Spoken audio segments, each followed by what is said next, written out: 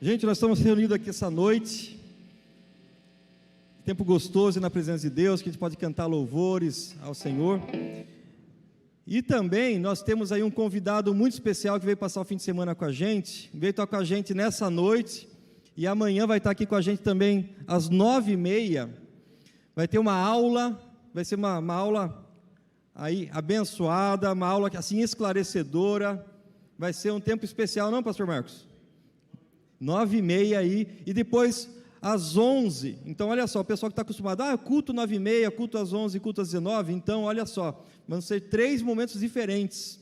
Às 9h30 vai ser aula, vai ser uma aula, uma palestra especial, às 11h vai ter um culto com uma palavra também especial, e às 19h, programações diferentes. Então se você quiser participar com a gente, nas 3 programações, você pode participar, vir com a gente aí, às 9h30, às 11h e às 19h. E eu quero, sem mais delongas, chamar aqui à frente, nosso convidado de hoje, o engenheiro, o nosso irmão, é presbítero, é bênção, é servo de Deus, o Gustavo Assi. Uma salva de palmas aí, gente. Obrigado. O Gustavo, ele vai trazer uma palavra para nós aí, nessa palestra de hoje especial, falando aí sobre esse tema que a gente já está trabalhando todo mês de julho, sobre a questão do eu discípulo, nós como discípulos de Jesus, e o discípulo de Jesus também está envolvido na ciência. Será que o discípulo de Jesus, o crente, deve ou pode estar envolvido na ciência ou nessa área científica? Aí eu vou deixar essa pergunta para responder depois o doutor Gustavo Assi, e nós vamos mais uma vez ter uma palavra de oração, pedir que Deus use a vida dele, que você abra o seu coração, a sua mente, o seu entendimento, e que Deus haja com graça na sua vida, na nossa vida nessa noite. Vamos orar mais uma vez? Obrigado, Deus, por esse tempo, que a gente pode aí cantar louvores ao Senhor, te adorar, que a gente pode estar junto com os nossos queridos irmãos. Tempo, Deus, tempo precioso. E agora, Deus, eu peço em nome de Jesus que o Senhor também prepare, Deus, o nosso entendimento, a nossa razão, mas principalmente, Deus, o nosso coração para aquilo que o Senhor quer trabalhar em nós nessa hora, Deus.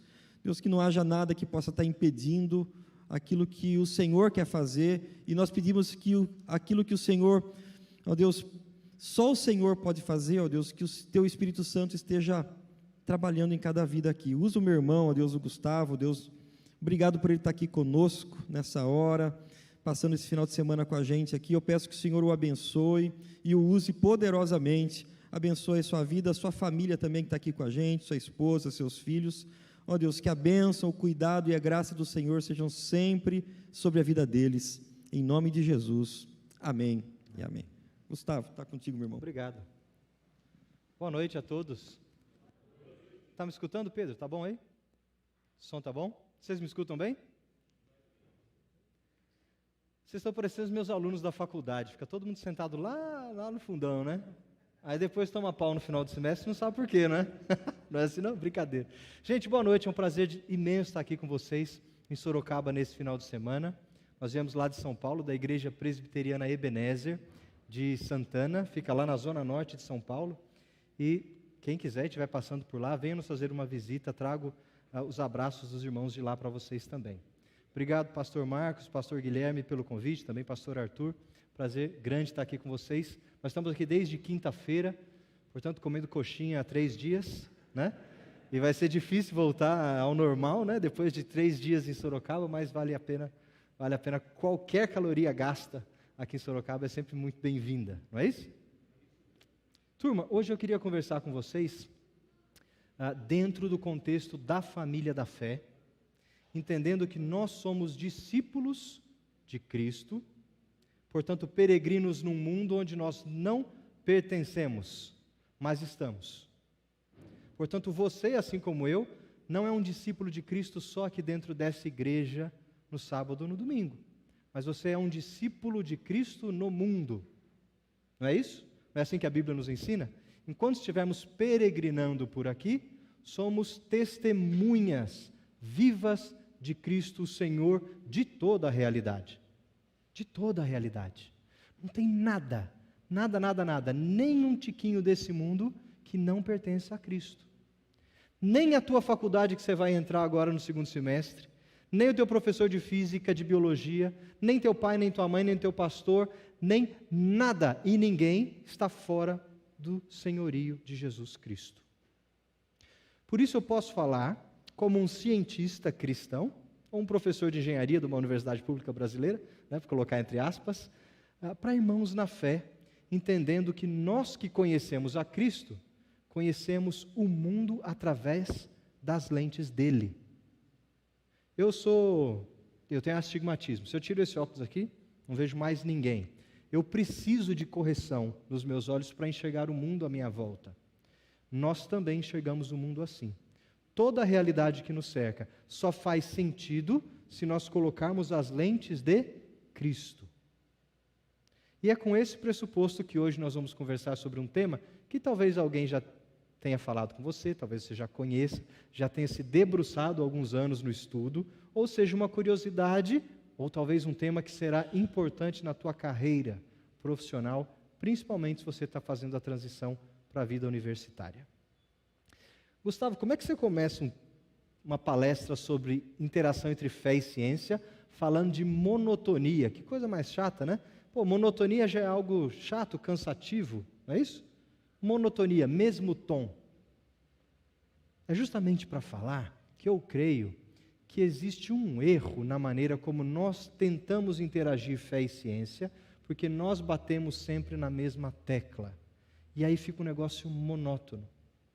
Eu quero de cara fazer você pensar se a maneira como você conheceu a interação entre fé e ciência na sua vida foi, de certo modo, através de uma monotonia. Daqui a pouco vai ficar mais claro o que eu quero dizer com isso. Mas vai fazendo essa busca na sua mente, nas suas experiências ao longo da noite de hoje. Deixa eu só ligar o meu timer aqui, senão o professor fala demais, né? Aí a gente perde o horário e vocês vão passar... Hoje a gente vai até meia-noite, não é isso? Então tá bom, não pode passar de meia-noite. Então olha lá, deixa eu começar com um dado importante, principalmente para aqueles que são da mocidade, ou que são tios de UPA, de UMP, liderança de jovens na igreja, ABU. O Barna Group é um grupo que faz pesquisa dentro da cristandade. E ele fez uma pesquisa muito interessante nos Estados Unidos e levantou essa estatística aí, ó. 3 em 5 jovens que foram criados na igreja abandonam a igreja e alguns abandonam a fé na transição para a vida universitária. Ou seja, por volta dos seus 15 a 25 anos. 3 em 5. É muita coisa. Não sei qual é a realidade dessa igreja, da tua família, da tua universidade, mas eu penso na minha mocidade, na minha UPA, e fico pensando, quantos dos 5, 3 foram embora? É uma estatística que está bem detalhada nesse livro. Para quem é liderança de juventude, vale a pena ler. Geração Perdida, porque os jovens estão abandonando a igreja e repensando a fé, publicado em português em 2018. Hoje eu só quero trazer uma pitada, uma informação importante desse livro. Quem sabe um dia a gente fala bastante desse livro em outras ocasiões, porque é uma leitura da mente da geração jovem atual. Mas essa pesquisa, que eu dei a estatística principal, fez uma série de perguntas entre jovens, pastores, pais, adolescentes. Por que é que os jovens estão deixando a igreja? Lógico que eles não fazem essa pergunta. Por que você deixou a igreja? Por que você deixou a igreja? Não é isso não. É um questionário bem estruturado para tentar ler a mente coletiva, identificar por que é que os jovens daquela geração, como que eles argumentaram a saída da igreja. E olha, a pesquisa chegou em 6 razões. 6 razões principais que eram usadas como argumento ou justificativa para o abandono da igreja, em alguns casos o abandono da fé. Para muitos a igreja era uma experiência superficial. Super protetora. A igreja era super protetora, não os preparava para o mundo lá fora que era bastante diferente da família da fé. Para alguns a experiência de fé dentro da igreja era superficial, era uma fachada, não tinha profundidade, era uma fé rasa. Para alguns a sexualidade era um assunto mal abordado dentro da igreja. Para outros tinham problema com a exclusividade do cristianismo. E outros ainda achavam que a igreja era hostil com aqueles que tinham dúvidas. E a última razão, para muitos, a igreja deles, ou a sua experiência de fé, era vista como inimiga da ciência. 6 razões principais. Você pode discordar de algumas delas. Eu não estou dizendo que elas são razões corretas. Ok? Por exemplo, eu acho que o cristianismo é exclusivista mesmo, e tem que ser. Só tem um caminho, uma verdade, Jesus Cristo é o caminho. E essa mensagem do Evangelho é exclusiva. Isso para o mundo é uma afronta. Como assim? Você vem falar que só tem um caminho, mas é isso que a Bíblia diz mesmo. Ok? Agora, concordando ou não com essa argumentação, nós temos que abrir os olhos para o que é que está acontecendo na mente da juventude atual. Porque se isso pode ser um problema para eles, talvez pode identificar um problema dentro das nossas igrejas. E eu, como um cristão que atua no campo científico, tenho que ficar atento porque se ciência e fé está aparecendo como justificativa para abandono da igreja ou da fé, eu preciso trabalhar nessa interface. Talvez você vai ser chamado para trabalhar em outras interfaces. Eu fico na vermelha porque essa é a minha vocação, mas não despreze as outras 5. Ok? Então hoje vamos nos concentrar na última. Olha, só um parênteses antes da gente prosseguir. Reparem que a última argumentação é a mais socialmente correta ou aceita. É aquela que causa menos problema para o jovem que abandona a igreja. Ele ainda sai com pinta de intelectual. Por que é que você deixou a igreja? Não, é porque ciência e fé, sabe esse negócio aí de fé e ciência, na minha igreja não estava muito legal. Então, ele sai bem na fita. Ok? Então pode ser uma desculpa socialmente aceita. Sendo uma desculpa esfarrapada ou uma argumentação genuína, vamos analisar um pouquinho esse assunto. Agora, preste atenção, talvez isso pode ser um problema na tua igreja, aqui na igreja do Calvário de Sorocaba.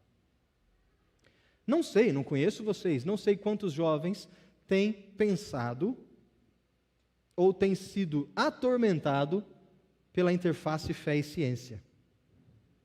Quantos aqui já ingressaram na carreira universitária e vão, por exemplo, para um curso de astronomia ou cosmologia, ou vão para o curso de biologia, não é? E aí começa a ter contato com pensamentos e pessoas que são diferentes daquilo que vocês talvez conheceram dentro da caixinha chamada igreja de vocês e família. Então, a gente precisa ficar atento, porque isso pode ser um problema real nas nossas igrejas hoje.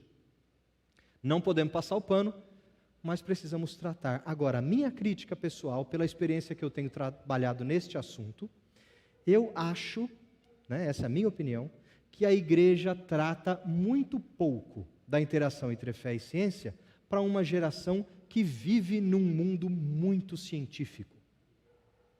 A igreja trata muito pouco desse assunto, assim como ela trata muito pouco de sexualidade também. Assim como ela trata muito pouco de violência em alguns aspectos, de justiça social em outros aspectos. Mas vamos puxar a brasa para a minha sardinha, eu acho que a igreja trata muito pouco, para uma geração que está imersa no conhecimento científico, da interação entre fé e ciência. Agora, quando a igreja trata, na minha opinião, ela erra o alvo. Ela, na tentativa de tratar do assunto, tem tratado da maneira equivocada.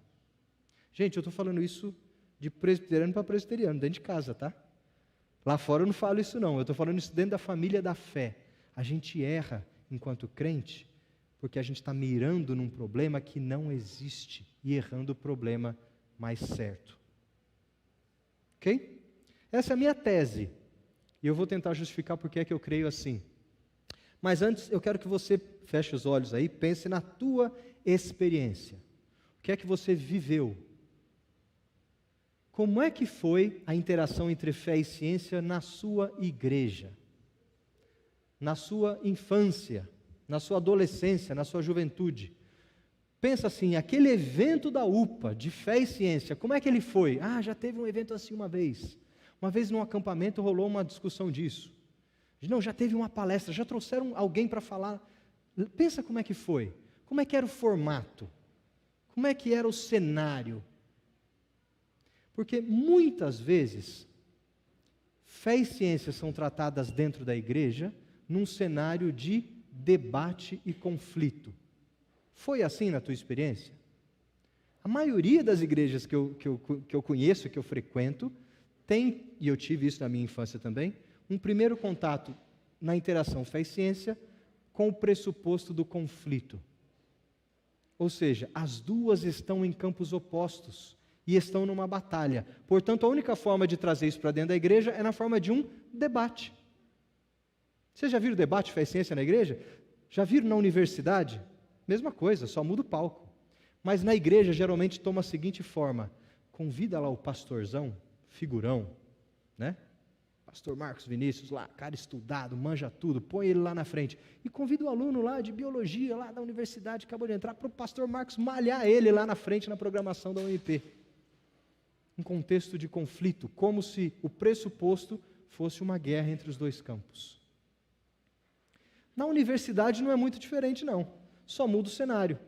Lá na universidade, arma-se o palco, coloca-se lá o filósofo da ciência, ou cientista renomado, e traz lá o seminarista, que vai falar em nome dos crentes, para ser malhado em praça pública também na universidade. Se você já teve essa experiência, lógico que eu estou fazendo uma caricatura, talvez foi muito mais sutil do que isso, talvez não tenha sido tão extravagante, mas pense se a maneira como fé e ciência foram abordadas nas aulas, nos púlpitos, nas programações, foram sempre na forma de um debate ou de algo que pressupunha uma guerra ou um conflito entre os dois campos. Se foi assim, errou o alvo. Essa é a minha tese. Isso não é necessário e nem é sadio.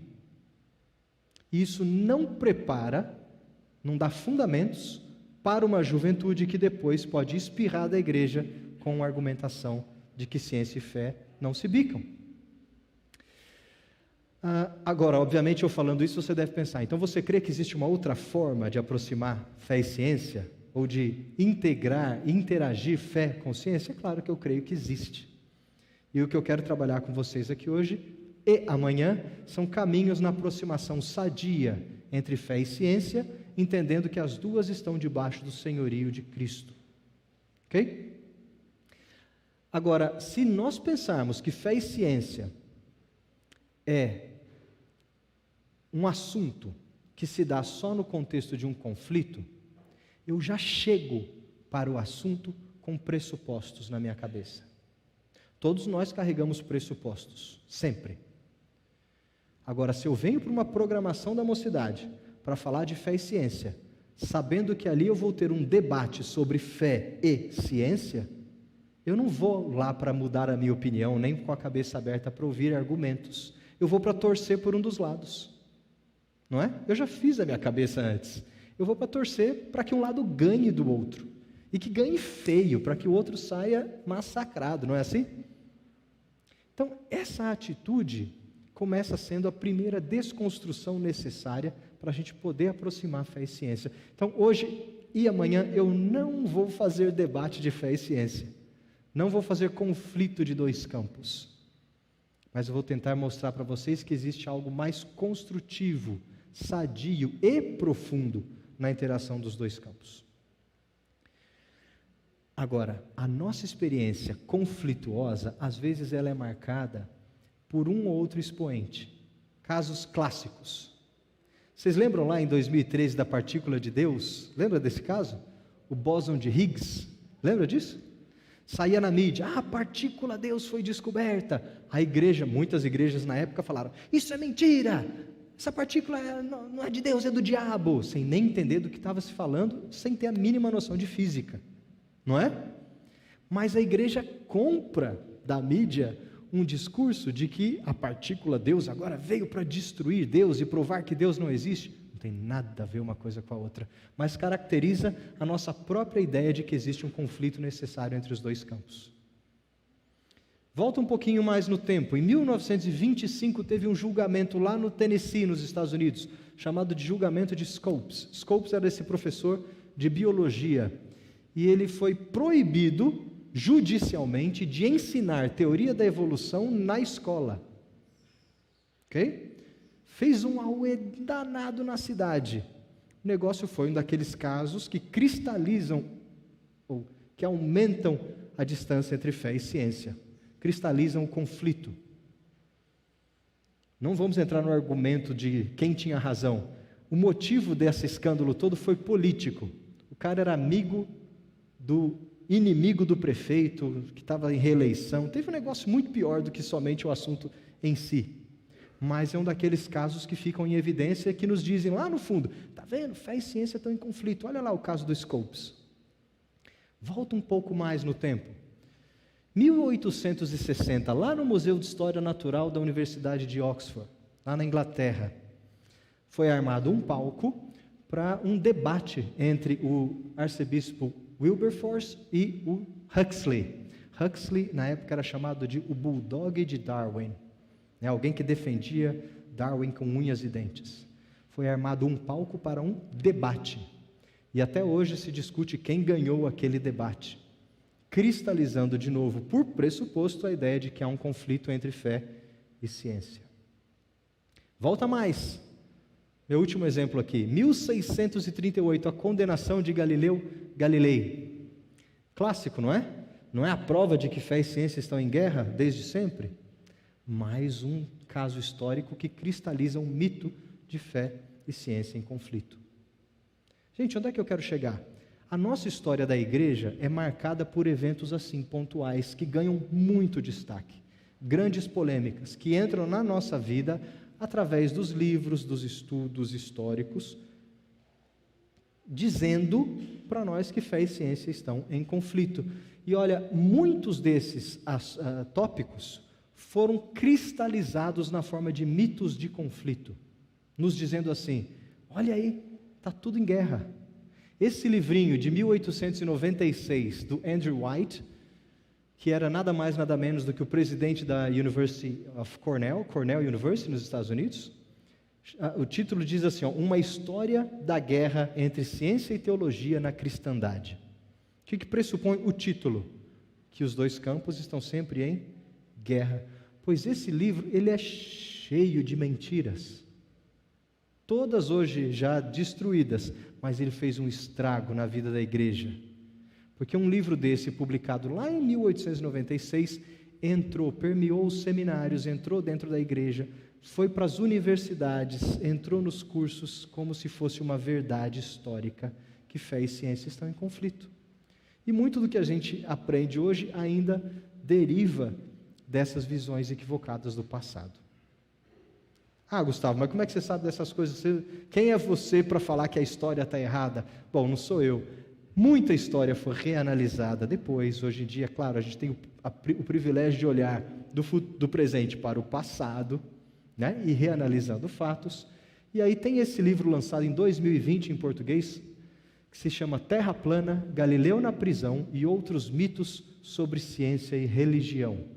É um livro de 25 capítulos, onde cada capítulo é a desconstrução de um mito do conflito. Vale a pena ler, uma bela introdução. E você vai ver, peraí, esse negócio não está tão em guerra não.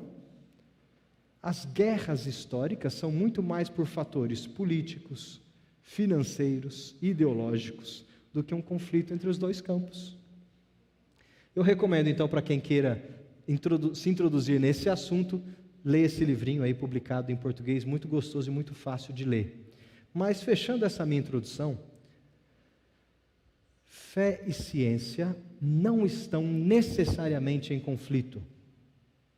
A experiência que nós temos conflituosa entre os dois campos, em muitos dos casos, é por equívoco de leitura da história, ou por não compreensão dos dois campos, falta de compreensão dos dois campos. Agora, olha só.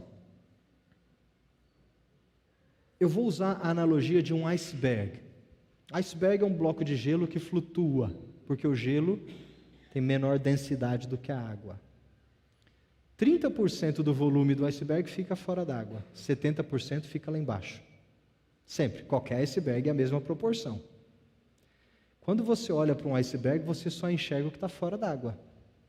É aquilo que te atrai, que diz para você que o iceberg está ali. Mas o que tem mais volume e sustenta todo o iceberg fora d'água é aquilo que está por debaixo. Eu quero usar essa analogia para a gente pensar um pouco na interação entre fé e ciência. Na parte de cima do iceberg habitam as nossas polêmicas. Pode ser Galileu, pode ser Scopes, pode ser bóson de Higgs, mas podem ser muitas outras polêmicas que vocês vão encontrar na vida de vocês, na universidade, na família, no trabalho ou na leitura. Todos nós somos atraídos para as polêmicas. Isso é natural. Quem é que não gosta de ver uma boa briga e tem que sair sangue? Não é assim que a gente é treinado desde criança? Olha lá, está brigando no pátio da escola, corre lá, corre lá. Você é atraído para a polêmica, para a briga. É natural que você seja atraído para o campo de fé e ciência por uma polêmica, porque é aí que surgem as dúvidas. Isso é natural. O meu argumento é: existe muito mais coisa além das polêmicas. Muito mais coisa debaixo da superfície. E a minha missão hoje e amanhã é te mostrar que o que é mais importante está debaixo d'água, para que você não viva das polêmicas e crie para si, então, uma relação de conflito entre fé e ciência. Nós somos atraídos por esses pontos polêmicos que estão fora d'água. E eu sei exatamente quais são as polêmicas que mais surgem na nossa geração no século 21. Teoria cosmológica do Big Bang e teoria biológica da evolução, não é isso? Fé e ciência é aquele treco de evolução lá. Isso é polêmica de fora d'água. Isso nos atrai para o assunto, mas interação entre fé e ciência não se reduz, não se resume a esses dois assuntos. Está claro isso? Nós sempre olhamos para o assunto fé e ciência, a primeira coisa que a gente pensa é: vai ter uma programação de fé e ciência lá na minha igreja, lá vem alguém falar de evolução. Lá vem aquele debate de Big Bang de novo. Não é assim? Esses são os assuntos de fora d'água, são as polêmicas da parte de cima do iceberg, mas não são os assuntos mais profundos que dão sustento. O meu objetivo é falar para vocês que existe algo mais profundo e usar as polêmicas de fora d'água como iscas para levá-los para baixo. Eu não quero esconder vocês das polêmicas, e nem acho que as polêmicas sejam ruins. Eu só acho que elas têm que ser usadas como boas iscas para você levar o pescador lá para baixo. Ok? Então, o nosso caminho é para as profundezas, e não ficar habitando nas polêmicas lá em cima. Agora, pensa assim. Muitas vezes, nós, na igreja, vamos vir com perguntas bastante complicadas para os pastores, não é? Pastor, tem uma dúvida aqui. O pastor até treme nas bases. Falei, lá vem. E tem gente que ele já sabe, que quando olha com aquele olhar, fala, nossa, daqui a pouco vai vir pergunta dele. Agora, pensa só. Talvez nesse campo de fé e ciência, o teu pastor precisa de ajuda. Vocês têm um pastor aqui que estudou física por um tempo, não sei se todo mundo sabe, né? Mas o pastor Marcos Vinícius fez tempo de faculdade de física, um pouquinho. Aí ele abandonou. Mas a maioria dos pastores geralmente vai para a teologia justamente porque tem mais afinidade com letras, com línguas, com humanidades, história, não é isso? Natural. Qual conhecimento profundo científico, cosmológico ou biológico você espera que o teu pastor tenha? Você que está fazendo faculdade nessas áreas, provavelmente vai ter mais conhecimento profundo nesses campos do que o teu pastor tem. E é natural que nessas horas, se você tiver uma pergunta cabeluda, ele não vai saber te responder. É natural. Não é a praia dele. Então, nessas horas, talvez a gente precise de ajuda. De alguém que vai ser um pouco mais versado em teologia, mas também no conhecimento científico. Alguém que vai estar no meio do caminho ali. Alguém que vai servir para pastorear, olha o termo, tanto você quanto o teu pastor. Pastor precisa ser pastoreado? Opa, claro que sim, não é? Talvez você precise de alguém no meio do caminho para conseguir esclarecer as dúvidas, mas antes, as perguntas. Às vezes o Joãozinho levanta a mão na escola dominical e faz uma pergunta.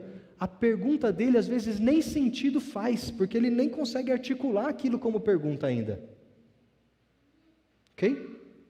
No campo científico, às vezes nós precisamos de ajuda de um irmão um pouco mais mergulhado nas águas geladas do mundo científico para nos ajudar a elaborar as nossas próprias dúvidas. E claro, você também pode ser a pessoa do meio que vai ajudar tanto o seu pastor quanto o seu irmão a avaliar as respostas corretamente. Querendo dizer o seguinte: se você é um cristão que tem afinidade no campo científico ou vai trabalhar com carreira científica no futuro, muito provavelmente você vai poder ser um servo útil como uma pessoa do meio. Em outras palavras, se você é um nerd crente, e nessa área da cristãos da ciência o que mais tem é crente nerd, né? Se você é um crente nerd, pode ser que você tenha um chamado para pastorear na interface entre fé e ciência. Provavelmente você vai saber um pouco mais de conhecimento científico do que a média da tua igreja. E talvez você vai saber bem mais teologia do que a média da tua faculdade. Você vai estar ali no meio do caminho. Dá um trabalhão, mas é um chamado de missão, missiológico.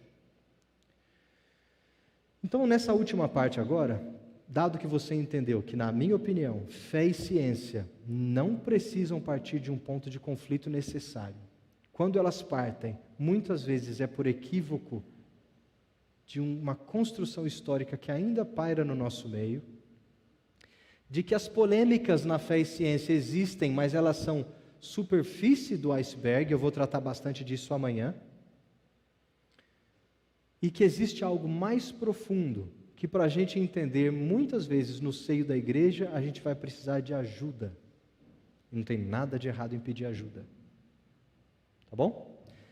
Dado isso, vamos para alguns conselhos práticos, e agora eu falo mais como um teaser, para despertar talvez o teu interesse, com base na minha experiência.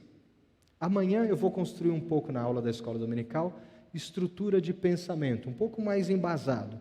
Hoje eu quero te provocar a refletir com base na experiência. Porque talvez você esteja sentindo aí um chamado, falando, cara, acho que esse negócio de fé e ciência pode ser para mim. Como é que eu devo agir e me comportar nessa interface? Dá uma olhada então em alguns conselhos que eu vou deixar nessa noite. O primeiro conselho é o seguinte: quando o assunto é a interface entre fé e ciência, seja humilde e amoroso. Não tem outra forma de se relacionar com irmãos da fé se não for por amor. Na interação entre fé e ciência, principalmente quando ela toma a forma de debate ou conflito, é muito fácil perder o amor e perder a humildade, sair dando carteirada, sair diminuindo a pergunta do outro como se ela não tivesse valor. Sair dando carteirada do tipo, eu já resolvi esse problema, isso aí é falta de fé tua, meu irmão. Isso não é uma atitude humilde. Quando o assunto é fé e ciência, alguns saberão mais do que os outros, porque conhecimento científico é assim, quem estuda mais um campo tem mais conhecimento do que outro que estudou mais outro campo. Se você vier falar comigo sobre artes, meu conhecimento de artes é muito raso. Se você quiser falar comigo de hidrodinâmica, talvez eu possa lhe ensinar alguma coisa. Mas a atitude humilde precisa estar dos dois lados. Não há outra atitude que caiba dentro da igreja, na interação entre fé e ciência, senão humildade e amor. Quando o assunto é fé e ciência e você vê alguma atitude beligerante, que quer reduzir um lado, que quer reduzir a dúvida, ou ferir pessoas, é a maneira incorreta de aproximar os dois campos. Dê um passo atrás.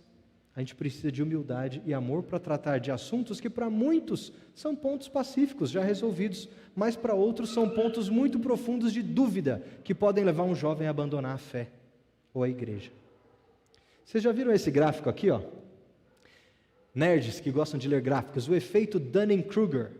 Ele diz assim, ó, no eixo vertical tem autoconfiança, no eixo horizontal, conhecimento. Então ele vai falar assim, como é que varia a minha autoconfiança à medida que eu ganho conhecimento em algum assunto? Funciona mais ou menos assim, ó. Quando eu não conheço nada de nada, a minha autoconfiança é muito baixa. Sabe aquela sensação que você tem quando você lê o primeiro livro de um assunto? Cara, já sei tudo. Tua autoconfiança vai lá para cima, ó. Porque você não tem conhecimento nenhum ainda, mas você já se sente, já assistiu um vídeo de YouTube. Cara, 10 minutos de vídeo de YouTube, eu já sei tudo desse assunto. Fé e ciência, já vi aquela palestra do fulano, já vi a palestra, já sei tudo, vem tirar suas dúvidas comigo, autoconfiança bombando. Aí, você estuda mais um pouquinho, você fala, cara, esse negócio é mais complicado do que eu imaginava. Aí você vai para a faculdade, você fala, meu Deus, nunca vou conseguir entender isso sozinho. Aí você faz um mestrado, você fala, agora está começando a fazer sentido. Até que você conhece outras pessoas que já estão uns 30, 40 anos de caminhada nesse assunto, e aí eles falam, cara, confia em mim que esse trem é complicado mesmo. Então, a autoconfiança tem esses altos e baixos. A pior coisa é você conversar com alguém sobre filosofia, que fez uma aula de filosofia na faculdade, o cara se acha o filósofo. Não estou tirando a humildade, nem o amor da jogada, só estou dizendo que a gente tem que tomar cuidado, porque às vezes o assunto parece já resolvido, porque eu já sei de tudo, eu já sei demais, eu já li aquele livro, eu já fui na programação da mocidade na minha igreja, eu estou bombando, não tenho mais dúvida, aguenta lá. Gente, lógico, isso aqui é uma brincadeira, foi prêmio Ig Nobel do ano 2000, mas tem um fundinho de verdade. O prêmio Ig Nobel é aquele que vai contra o Nobel, né? Que dá um prêmio para as maiores bobagens científicas, mas tem um fundinho de verdade. O que eu quero dizer é o seguinte, cuidado para você não ter a autoconfiança inflada pela sensação de já ter lido um livro ou assistido uma palestra sobre fé e ciência. Tem gente estudando esse negócio aí há alguns séculos. Leva tempo para a gente ter um pouco de conhecimento no assunto. Segundo conselho, então, é estude, estude e estude. Não falei que era crente nerd? Quem vai se enveredar nessa área tem que estudar e vai estudar bastante. Você vai ler muita coisa, você vai queimar neurônio, gastando tempo tentando entender coisas complicadas. Gente, ciência já é complicado, mistura isso com teologia então. Dependendo da área que você escolheu, você vai queimar a pestana. Mas para quem vai se enveredar e ser a pessoa do meio entre fé e ciência, vai ter que estudar bastante. Então, uma atitude de aprendizado constante é fundamental nesse campo. Ou seja, você nunca vai parar de estudar a interação entre fé e ciência. Pela própria definição, que ciência não se esgota, conhecimento científico não tem fim. Quanto mais o homem descobre, mais tem para ser descoberto. É aquela ideia, você vai abrindo caixas e caixas e tem caixas dentro de caixas, não tem fim. Teologia é mais ou menos a mesma coisa. Nós estamos fazendo teologia enquanto povo de Deus desde Adão. E você vai descobrindo coisas maravilhas do seu Deus. Dois campos que estão ainda em desenvolvimento, é óbvio que não vai ter fim a interação entre eles. Então vai precisar de muito estudo aí no meio do caminho. Terceira dica, amplie os seus horizontes, o seu horizonte de ideias. Desenvolva o que a gente chama de visão periférica. Olha para o que existe em volta. Não sei da tua história, mas se for igual à minha, você nasceu e cresceu dentro da IP Calvário. E provavelmente visitou outras igrejas só quando estava passeando em Sorocaba, em São Paulo, de férias, igual eu. Você não saiu do teu aquário. Existe um oceano lá fora. Existem crentes que pensam diferente de você e do teu pastor e da tua igreja. Existem crentes genuínos que você vai chamar de irmão, que tem linhas teológicas diferentes da tua.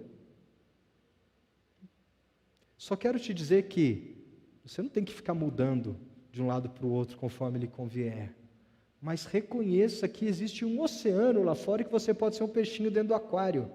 E que às vezes a hora que você pula para a universidade, você está mergulhando no contato com outras áreas e outras igrejas e outras pessoas na sua vida que você nunca soube que existiam.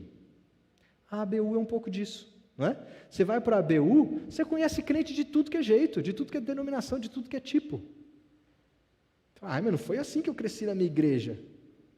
Cara, a graça de Deus toma formas tão diferentes no mundo que a gente se surpreende quando a gente conhece irmãos verdadeiros na fé que pensam diferente da gente em alguns assuntos. Você vai se engajar intelectualmente com eles em algum momento. Esteja pronto para dar razão para a sua fé. Por que eu penso assim? Por que a minha igreja me ensinou dessa forma? Você vai questionar algumas coisas e ajudar o questionamento dos outros. Mas entenda que é possível reconhecer fraternidade mesmo na diversidade, na divergência de pensamentos. Talvez você seja então um peixinho dentro do aquário, num oceano que existe lá fora. E aí, nesse movimento de nadar no oceano, a primeira coisa que a gente tem que fazer é reconhecer as fronteiras do conhecimento. Gente, conhecimento é algo que a gente adquire como se fosse uma bolha. À medida que ele amplia, pensa num balão, numa bexiga, um balão de aniversário. À medida que ele vai se inflando, a casca vai aumentando e esticando, e a área de contato vai ficando maior. Okay? Mas existe uma fronteira, um passo a mais, e a gente não conhece nada ainda, como seres humanos. A ciência é o nosso mecanismo de conhecer como é que o mundo natural funciona. Isso é fazer ciência. Vou elaborar um pouco mais amanhã. Mas fazer ciência é entender como é que o mundo natural funciona. A ciência não pode falar nada sobre o mundo sobrenatural. Nada. Ela é limitada dentro do mundo natural. Portanto, a ciência não pode falar nada sobre a existência de Deus, nem provar, nem negar. Ela não alcança, ela não consegue funcionar fora do seu domínio, que é o mundo natural. A gente tem que reconhecer que a ciência é um empreendimento limitado em si mesmo. Ela é muito boa para descobrir verdades do mundo natural, mas ela para no mundo natural. O método científico não se aplica. Você não consegue fazer experimento com a oração, você não consegue testar a alma, você não consegue provar os anjos, você não consegue tocar em Deus, você não consegue, simplesmente porque isso está fora do domínio da experimentação científica. Não quer dizer que essas coisas não existam. Não é porque não é provado cientificamente que não existe. Só significa que a ciência não dá conta de provar. Então, temos que reconhecer os limites, as fronteiras do conhecimento e onde é que a gente chega, até aonde a gente chega. Mas você também tem que reconhecer a sua própria limitação em conhecer coisas. Tem coisas que nós nunca conheceremos ou saberemos. Nunca, jamais. Os intentos de Deus, nós nunca saberemos, nem na glória. Esse negócio de trindade, né? A doutrina da trindade, Deus, um Deus, três pessoas, é uma fórmula teológica que nós entendemos algo da trindade, do ser de Deus. Agora, nenhum ser humano vai conseguir entender de fato o que é a trindade. Está fora da nossa compreensão. Muito além daquilo que a gente pode entender.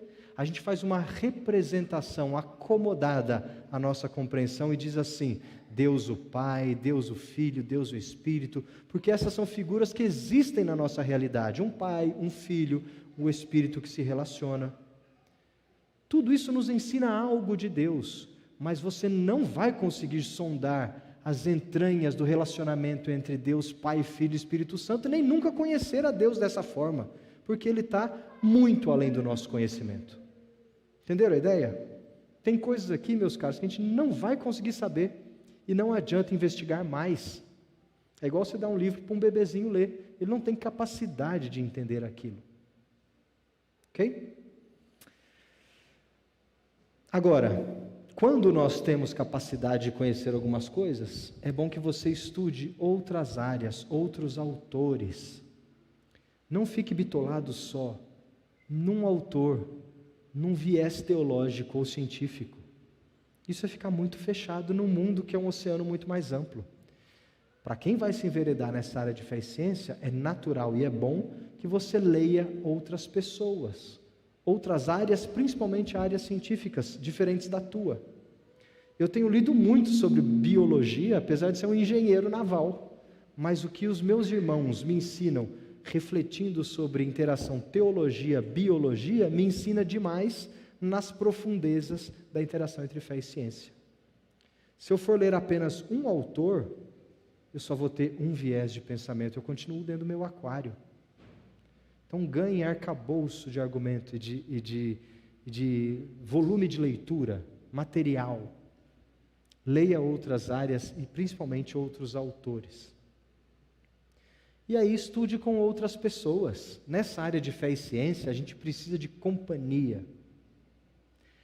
Essa foto aí é de um dos grupos da ABC2, vou falar um pouquinho dela depois, que é a Associação Brasileira de Cristãos na Ciência, que esse grupo se reúne lá em Curitiba. Gente, a ABC2 é a maior reunião de crentes nerds do Brasil. Então, se você é crente nerd, de novo, talvez você vai encontrar seu par ou até o seu casamento lá dentro da ABC2. Mas esse grupo aqui, na casa do Paulo e da Esther, lá de Curitiba, eles abrem a casa para um estudo mensal de irmãos na fé que gostam de estudar ciências e se reúnem lá como um dos grupos locais da ABC2. É um ambiente agradável, onde a humildade e o amor prevalecem. Todo mundo se respeita por amor fraternal antes de abrir a boca. Todo mundo vai entender que as dúvidas que vão surgir na cabeça de um e do outro são dúvidas profundas e genuínas. Por mais simples que elas sejam, eu já posso ter passado por elas, mas esse meu irmão está com essa dúvida agora. É uma caminhada conjunta de troca de informação. Cara, eu li esse autor, você já leu? Não, pensa nisso aqui, ó. Mas você leu aquele, está lá. É mentalidade de grupo. É uma mente coletiva que nos ensina muito mais do que se eu for ler e estudar sozinho. Nesse assunto fé e ciência, vale a pena estudar juntos. Procure um grupo, quem sabe a tua igreja aqui, dos seus 60 jovens, você vai ter ali 3 nerds que vão querer estudar juntos uma interação entre fé e ciência. Pastor nerd eu sei que você já tem, quem sabe, né? Mas gente aparece aí. Agora olha lá, ouça ideias diferentes. E a minha ênfase aqui está no ouvir. Meu pai sempre falou que nós temos 2 ouvidos e uma boca, então você tem que ouvir mais do que você fala. Mas nesse assunto é verdade. Esteja pronto para ouvir e não tão rápido para falar. Porque quando você está numa reunião de grupo de fé e ciência e o assunto é quente, todo mundo às vezes quer sair dando opinião logo de cara, como se eu já tivesse lacrado o assunto. Esteja pronto para ouvir pensamentos diferentes. Fala, opa, peraí, não tinha pensado nisso que você falou. Não, essa dúvida nunca me ocorreu. Esteja pronto para ouvir, não tão rápido para falar. Ok? Dê ouvidos a todas as dúvidas bem fundamentadas. Agora, sabe uma coisa que você não precisa dar ouvidos? As bobagens. Um ponto importante do relacionamento entre fé e ciência, que quem trabalha com ciência sabe bem o que significa, é o rigor. Bobagem não se torna verdade por mais forte que você fale. Se você repetir uma bobagem 10 vezes, ela continua sendo uma grande bobagem. Então não é por muito falar que algo se torna verdadeiro. Então nesse tipo de argumentação não cabe em bobagem, não. Ah, eu trouxe essa informação científica aqui. Cara, isso aqui é bobagem científica, não faz sentido. Ah, mas apareceu no meu grupo de zap.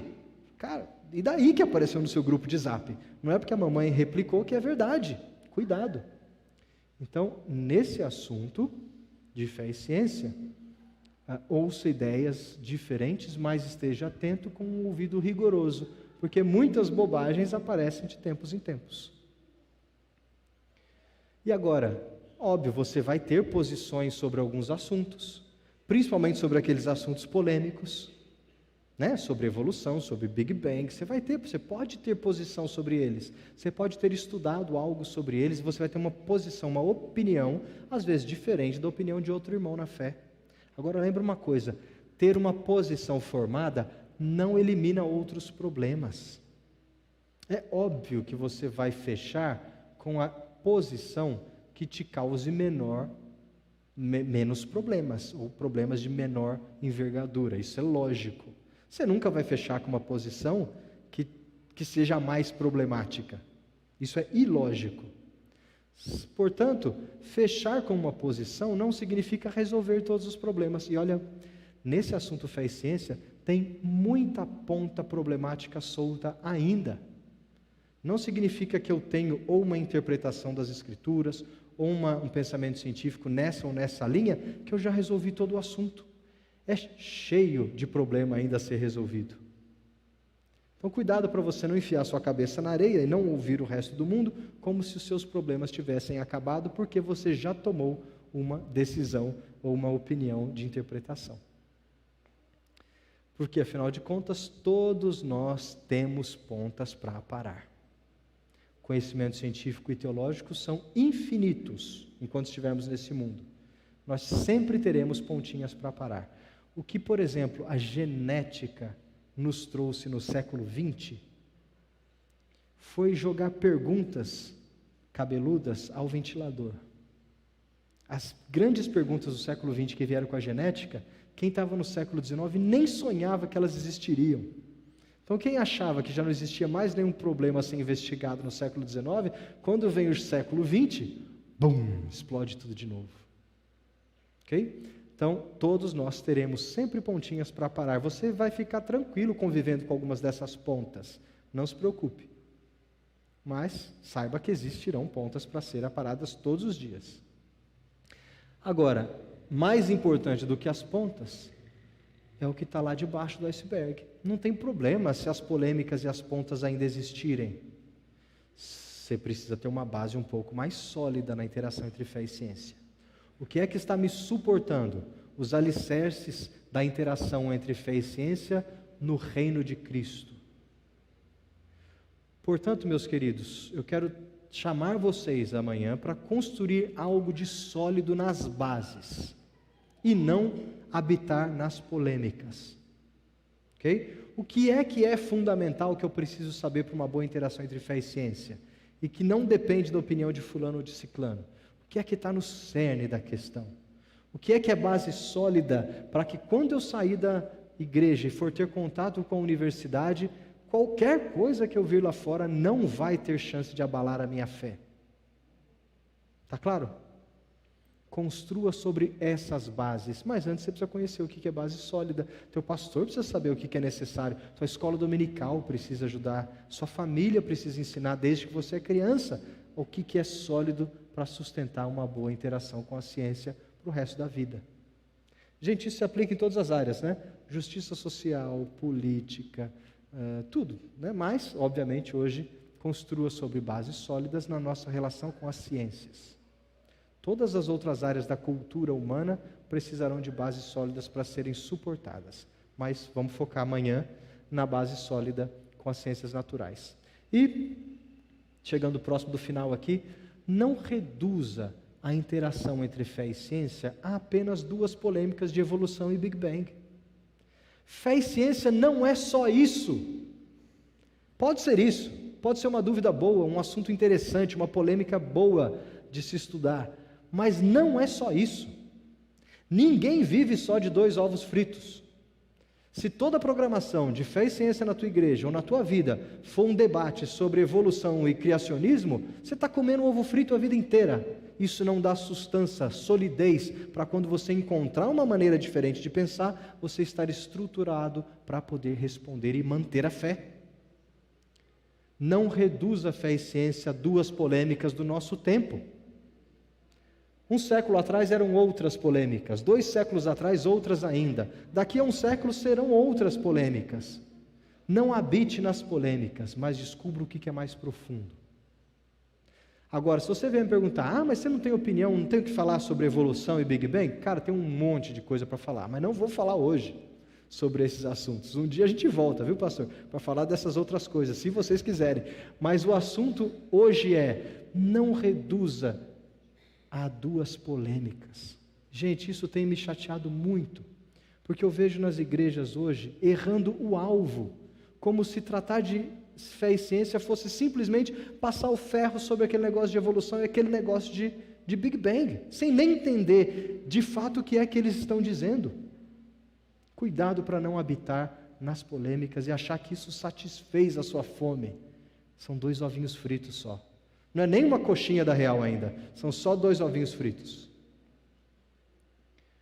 Pra você ter uma ideia, isso aqui é uma foto da minha parede. Eu gosto muito de post-it, então na minha parede, assim, na frente da minha mesa, tem um monte de post-it colado. Isso aqui é um exercício que eu tenho feito sobre livros que já existem hoje em português, são os amarelinhos, e outros que estão em tradução, são os azuis, sobre o campo aí de interação entre fé e ciência. Dá para ver que tem uma espinha dorsal ali, né? Tem um caminho do meio. Então, quando alguém me pergunta assim, Gustavo, nunca li nada a respeito, qual o livro que eu começo? Por onde que eu começo nesse negócio de fé e ciência? Geralmente eu falo, começa por aquele lá de cima, e vai descendo, e vai vendo para que lado você vai abrir a sua leitura. Se fé e ciência se resumissem à evolução, Todos esses livros teriam que tratar do assunto, né? Só esses aqui de baixo tratam de evolução, só lá na ponta da leitura. É uma polêmica interessante, é uma polêmica quente, mas eu não começaria por ela, e certamente não é o grosso da interação entre fé e ciência. Tem muito mais coisa debaixo d'água, interessante e sólida para você ler, para você se debruçar. Aí, quando você chegar lá nessa polêmica que parece a pior coisa do mundo, as coisas vão ficar no seu devido lugar. Vão fazer sentido dentro de uma visão mais ampla de fé e ciência. Portanto, meus queridos, há muito mais debaixo da linha d'água. O que é então que está debaixo da linha d'água? Fala logo. Vou falar amanhã. Viu? Tem que voltar amanhã, né, pastor? Não é assim que se faz? Tem que voltar amanhã. Então, não vou falar agora, mas a mensagem de hoje é: entenda por que é que existe coisa debaixo da linha d'água e por que é que você tem que mergulhar. Não se alimente apenas de polêmicas, já falei, mas busque sustância. Tem uma feijoada te esperando lá embaixo. Eu devia ter posto o negócio da coxinha aí, né? Vacilei. Devia, não devia? Nossa. Próxima vez. Mas olha lá, não habite somente... Ninguém vive de ovo frito, gente. Se você quer ganhar musculatura intelectual na interação entre fé e ciência, entenda que existe uma feijoada a ser devorada todos os dias. E outra, não se alimente de polêmicas, mas não viva para alimentar as polêmicas. Se tem coisa que crente gosta de fazer, é botar gasolina na fogueira de uma polêmica teológica. Ah, fé e ciência, aquele negócio lá do Darwin, ó, vamos botar mais, vamos trazer o cara que vai falar lá, vamos trazer o debate, vamos fazer a polêmica aparecer de novo. Aí a nossa igreja já falou de fé e ciência, porque já fez um auê sobre o tema do ovo frito. Então, cuidado, pessoal, porque isso toma formas de discursos muito diferentes, às vezes muito atraentes, mas que sempre se reduzem na monotonia da interação entre fé e ciência, que parece que é sempre a mesma coisa. Ninguém vive só de ovo frito. Agora, não viva para alimentar as polêmicas, não faça disso o seu ministério dentro da igreja. Mas também não faça da interação entre fé e ciência a tua bandeira. O que eu quero dizer com isso? Tem gente que escolhe como campo missionário dentro do reino converter os outros à sua visão científica do mundo e faz disso a sua bandeira de igual peso ao evangelho. É como se ele servisse ao propósito de fazer a igreja inteira pensar com aquela mente científica dele. Enquanto ele não ver a igreja inteira falando ou repetindo a mesma interpretação científica, ele ainda tem que ficar com a bandeira lá, a missão não terminou. Gente, se tem alguma coisa que une a igreja, é a bandeira com a cruz de Cristo. Ok? Vou falar disso amanhã, no culto. Se tem algo que une a igreja, é a bandeira com a cruz de Cristo, que tem uma coroa que a circunda. Não é assim que a gente canta no hino? Seu brasão, coroa, circundando a cruz. Esse é o estandarte de Cristo. Agora, aqueles que na maior boa vontade querem levantar uma bandeira de fé e ciência como se isso fosse o evangelho da igreja do século 21, trocaram Cristo de lugar. Isso pode se converter ou se transformar em evangelismo científico. Já ouviram falar disso? Talvez não com esse nome, mas evangelismo científico é mais ou menos assim, ó. Vem cá que eu vou te provar cientificamente que Deus existe. Pode ser a maior boa vontade do crente. Ele quer usar o mundo natural para te provar sem sombra de dúvida que Deus existe. Mas essa função não é da ciência, é do evangelho. Fazer evangelismo científico é levantar uma bandeira fora de lugar. Não tem nada contra falar de fé e ciência na igreja, só não faça disso a razão última da sua fé ou do seu ministério. Não pode ser. De novo, isso se aplica para outras áreas da vida, hein? Justiça social. Tem gente que vai transformar a igreja numa bandeira de justiça social, de modo que ser crente é pensar socialmente daquela forma. Ou uma bandeira política. não é? Ser crente é defender tal partido. Tem crente que vai dizer assim: ser crente é defender tal visão cristã do mundo científico. Cuidado com as bandeiras expoentes aí, né? Os expoentes de bandeira. Por quê? Interação entre fé e ciência pode ser uma delícia para quem é crente nerd. Pode ser uma delícia para você que vai descobrir as verdades de Deus em áreas que você foi chamado para atuar. Pode ser um deleite espiritual e pode ter muita utilidade ministerial na tua vida. Mas não foi a coisa mais importante que aconteceu na tua vida. Entender como o mundo natural funciona através da ciência não é a coisa mais importante na vida de nenhum ser humano.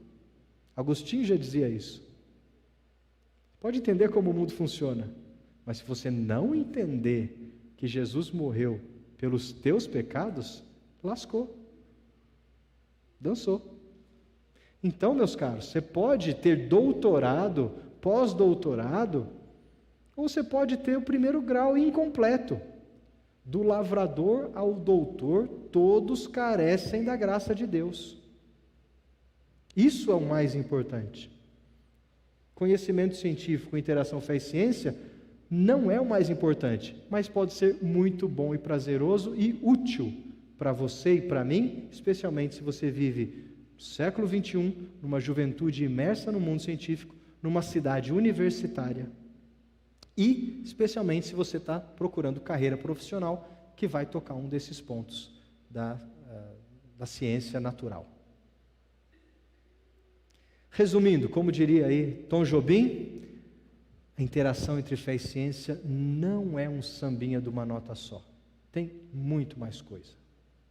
Tem muito mais coisa.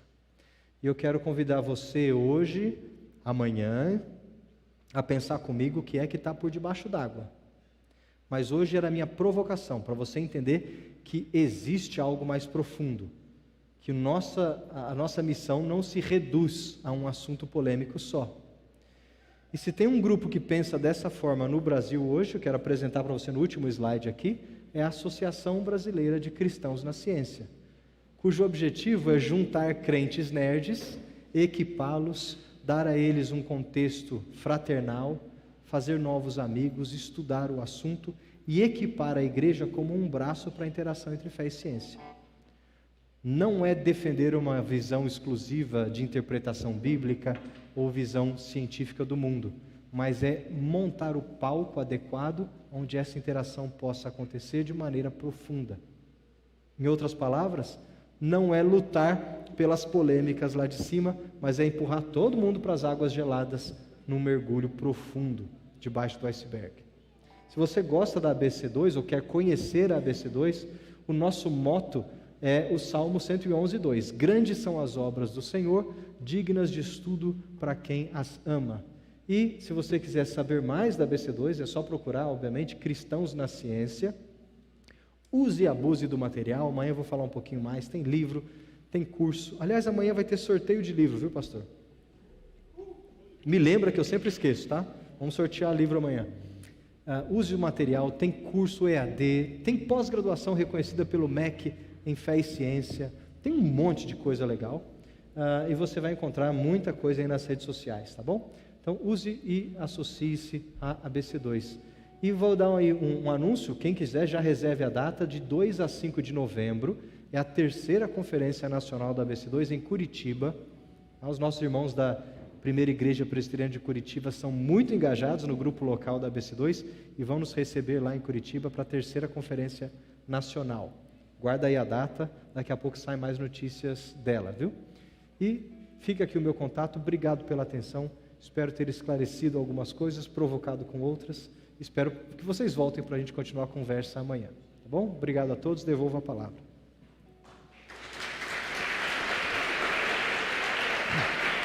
Isso. Obrigado, Gustavo. Galera, antes da gente cantar a próxima canção, eu vou pedir pro pessoal colocar um slidezinho aqui.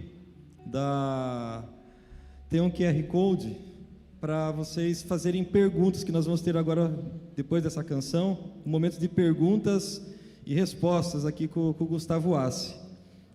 Aí, ó. Quem quiser fazer pergunta já mira aqui no QR Code e tem um formulário para vocês fazerem as perguntas aí que vocês quiserem dentro do nosso tema de fé, ciência. Podem acessar aí. Quem faz parte do grupo do Arena 360 já está lá o link também.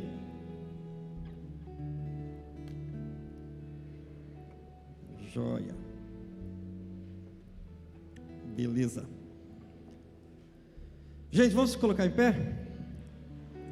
Vamos cantar, vamos louvar o Senhor.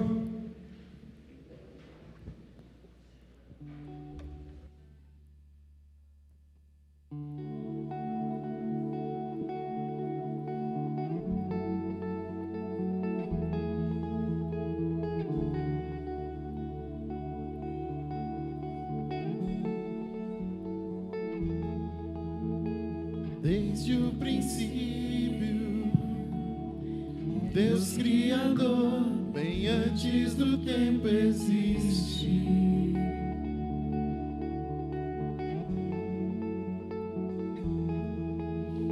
Em meio às trevas, sua voz se escutou, no caos a luz fez surgir.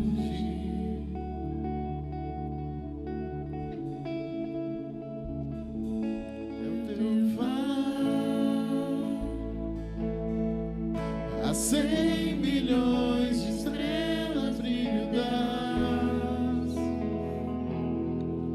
planetas nascem com o teu sombra. Se as galáxias te adoram, eu também posso ver teu coração na criação. Cada estrela um sinal do teu perdão. Se a natureza louva, eu também.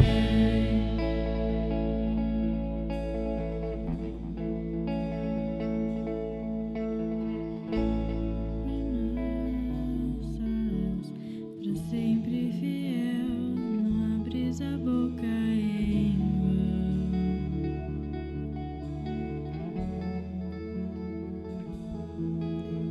E quando tu falas, a vida e a ciência, o som da tua voz seguirão.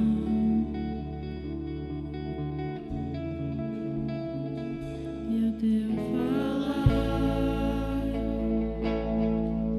Há 100 milhões de seres vida das, se formam ao fluir do teu sombra, se revelam tua glória, eu também vejo teu amor em todo teu falar. Cada céu pintado, um quadro se cria. Se a criação te segue, eu também.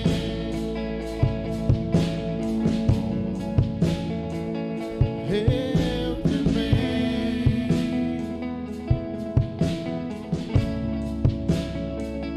Eu também.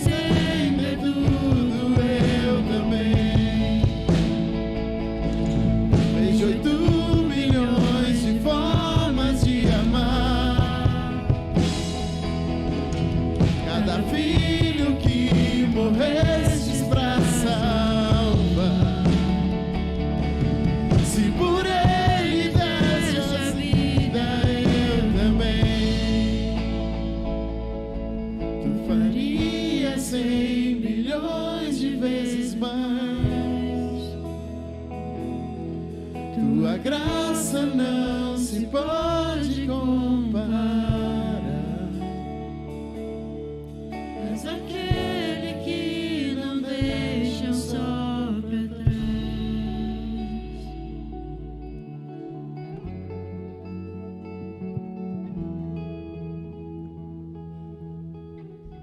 Pode sentar, gente. Vou pedir para colocarem de novo aqui o nosso slide aqui.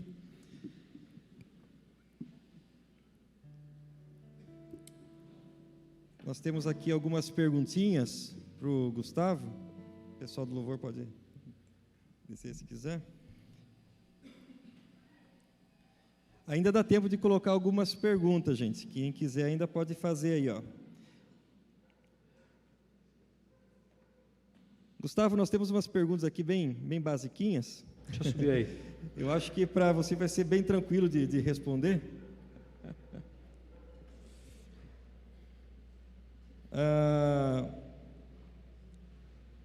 Primeira pergunta que faz, né? Eu acho que você já falou na palestra sua.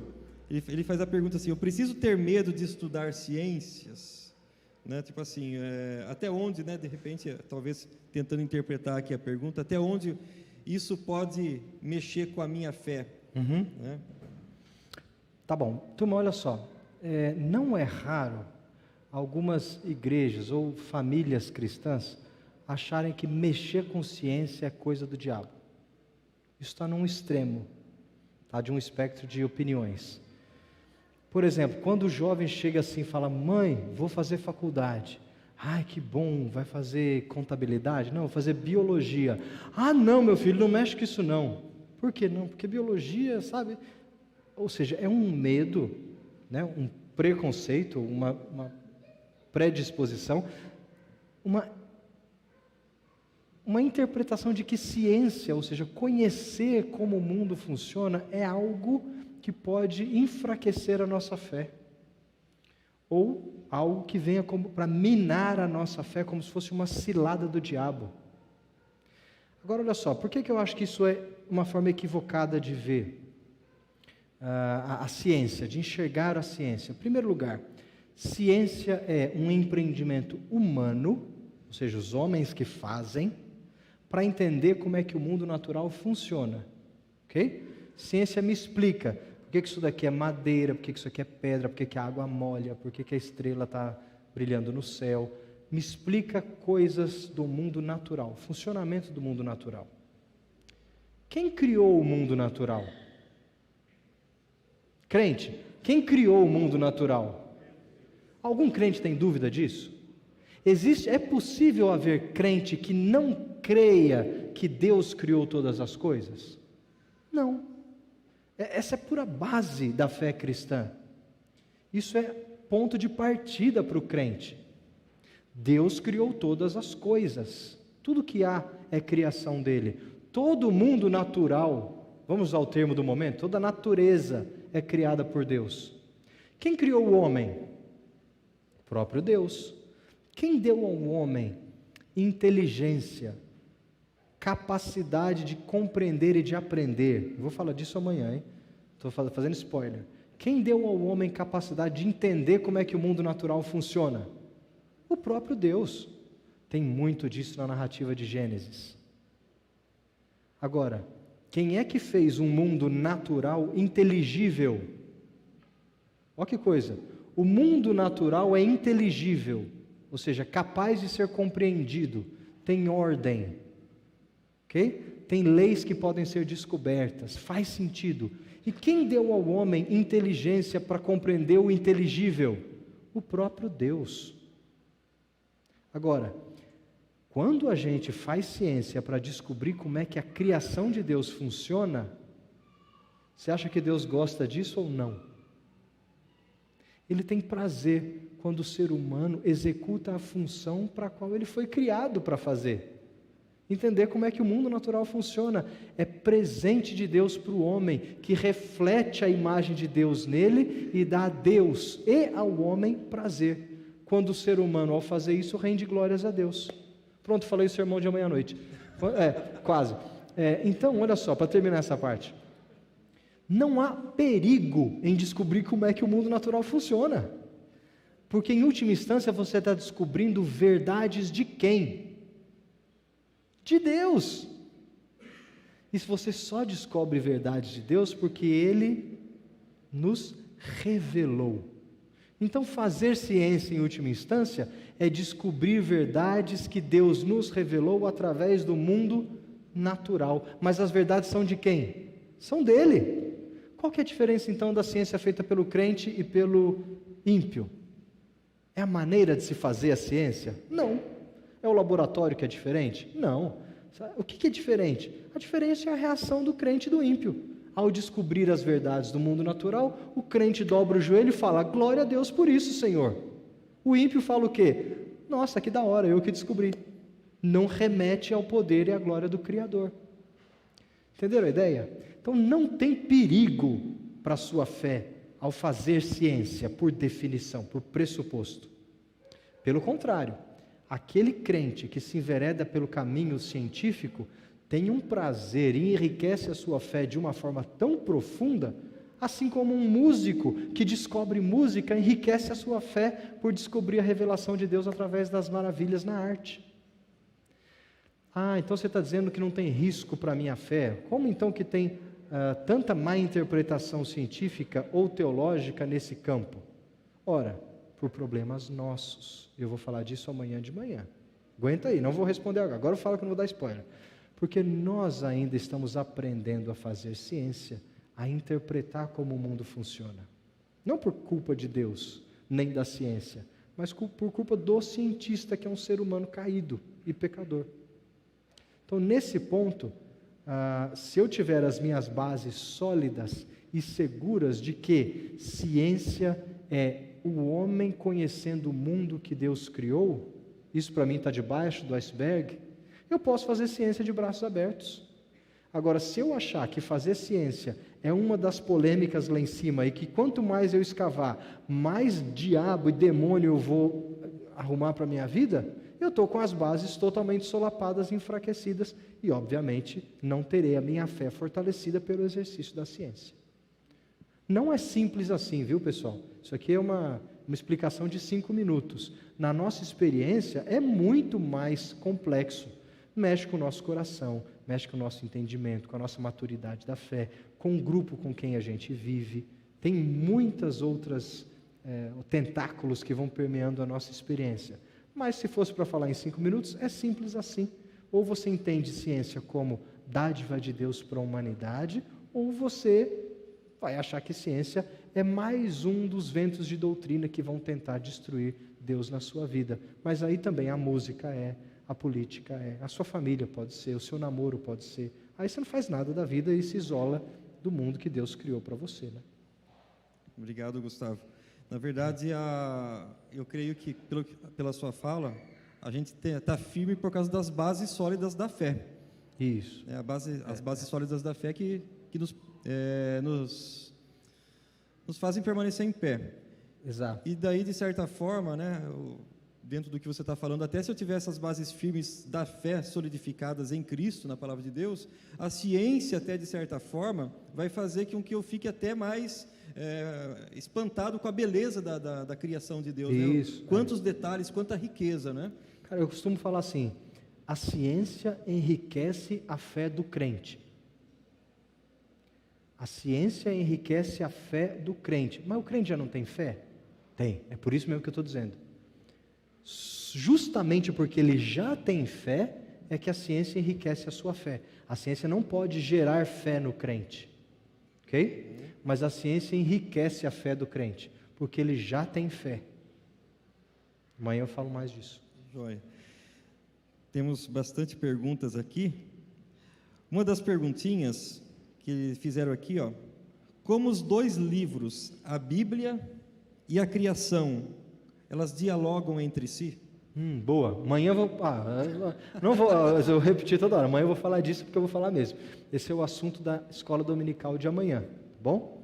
Então... Quem perguntou já está com uma ideia interessante na cabeça. 2 livros dialogando entre si, entendendo que um livro é a natureza ou a criação e outro livro é o que Deus nos deu na sua palavra, nas Escrituras, certo? Opa, Deus revelou verdades nas Escrituras? Sim. Mas Deus revelou verdades na criação? Também. Como é que esses dois livros se dialogam? Será que eles estão sempre em oposição e conflito, ou eles podem dialogar um com o outro? Posso responder amanhã? Pode, com certeza. Senão, Mas os dois dialogam. Senão daqui a pouco o pessoal não volta amanhã. Não né, volta. Tem algumas perguntas aqui. Deixa eu selecionar uma aqui.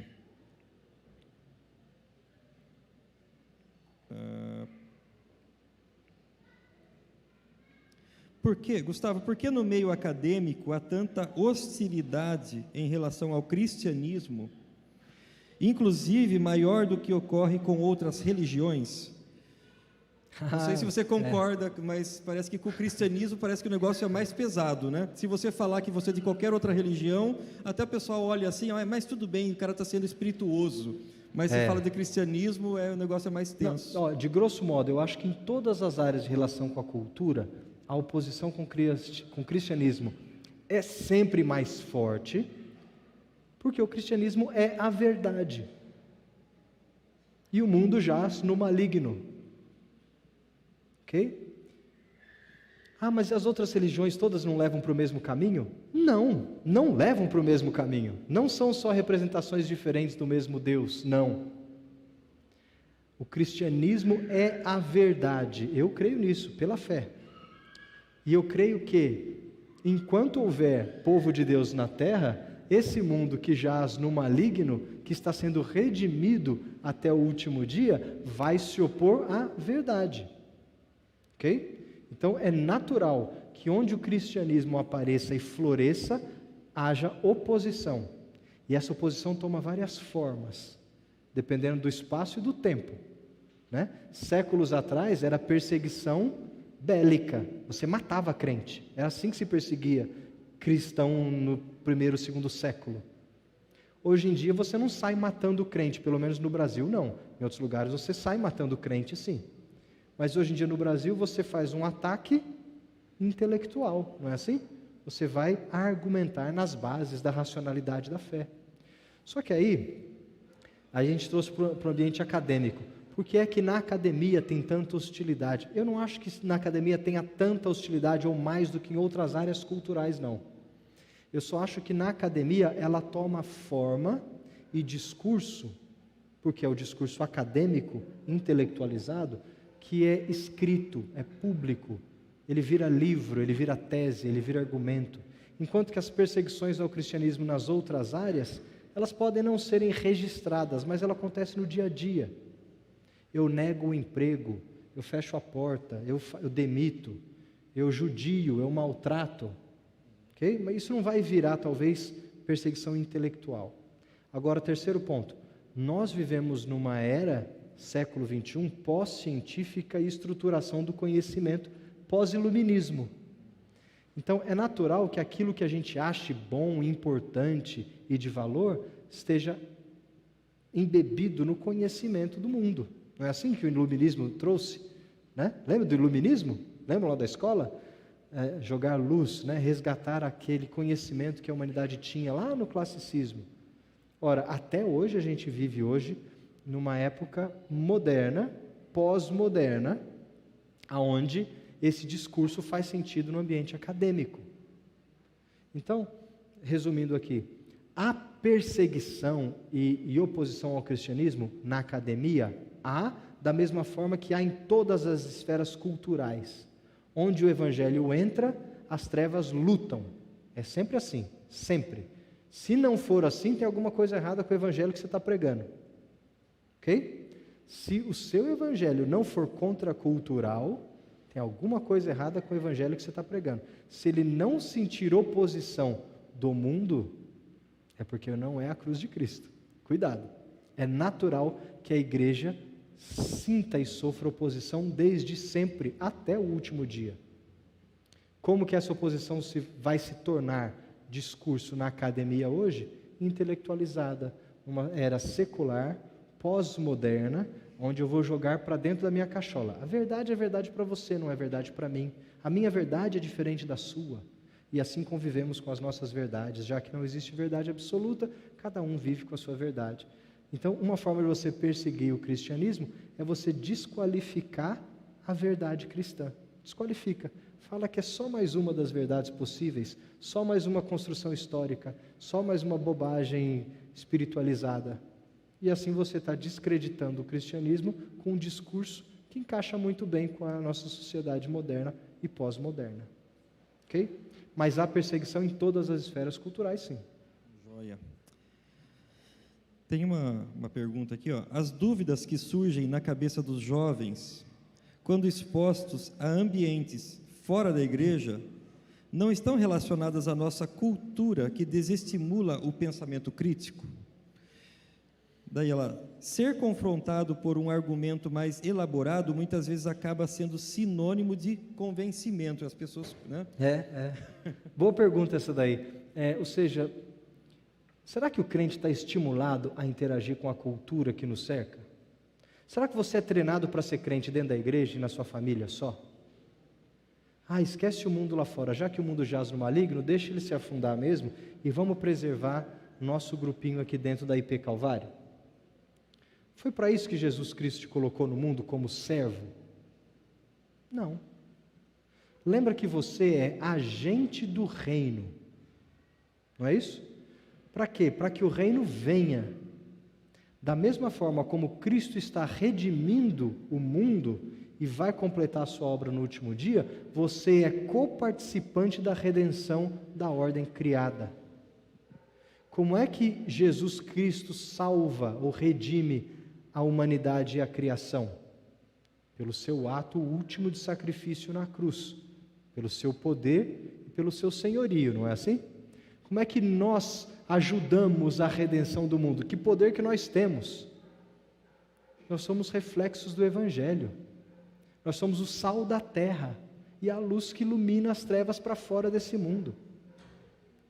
É através dessa representação do reino que nós, agentes, ajudamos a limpar o reino parasita que habita nesse mundo. Então você foi chamado para uma interação com a cultura, fazendo contraponto e expulsando as trevas.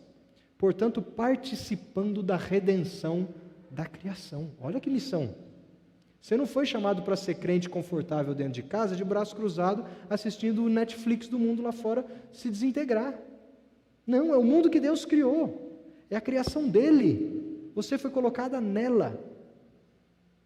Agora, nessa participação cultural, como é que você e eu ajudamos ou redimimos o mundo?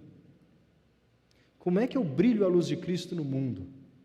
Tem muitas formas. Na sua área profissional, no seu relacionamento familiar, no seu casamento, no seu pastoreio. Quando você faz as coisas que agradam a Deus, você está brilhando a luz de Cristo e, de certo modo, redimindo o mundo.